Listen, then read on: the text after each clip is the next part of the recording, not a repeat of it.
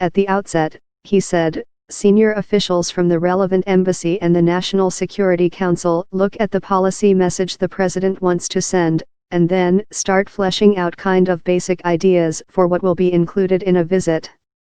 The usual options are out there: the formal speech, the bilateral meetings, dinners and lunches, addresses to Parliament, the cultural things to show American interest and cultural sensitivity, Atkins said.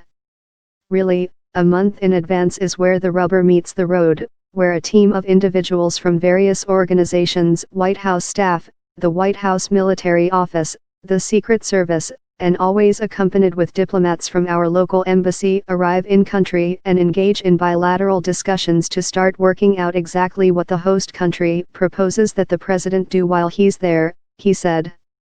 And then a back and forth ensues at that point about how much time we can commit to what types of things we are and are not interested in.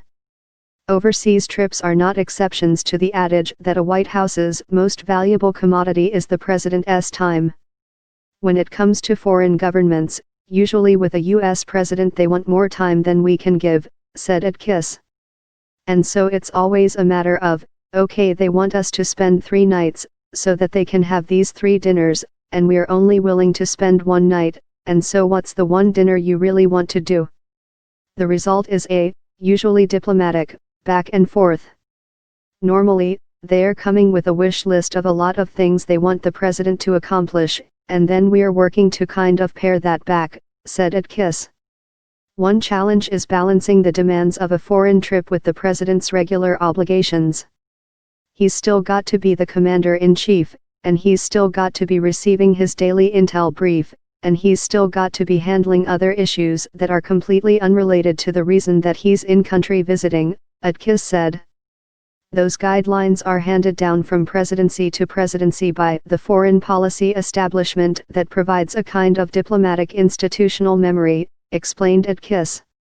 And certainly they're perpetuated by the governments that benefit from that, but there's also just good reason for many of them. One recurring challenge emerges from the president's traveling press corps, known as the travel pool, or protective pool, that follows him. It's an arrangement largely unknown outside the United States, born of principles rooted in the First Amendment.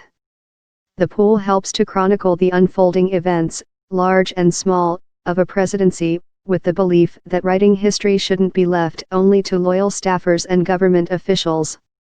It tries to keep the public informed where the president is, where the president is going, what the president is doing and saying, how the president is doing, with whom the president is meeting. And it's designed to tell Americans, and the world, about the president's whereabouts and well-being in the event of a crisis, and how the president is responding. At its grimmest, it's sometimes called a body watch, the bleak legacy of the assassination of JFK and the attempted murder of Ronald Reagan.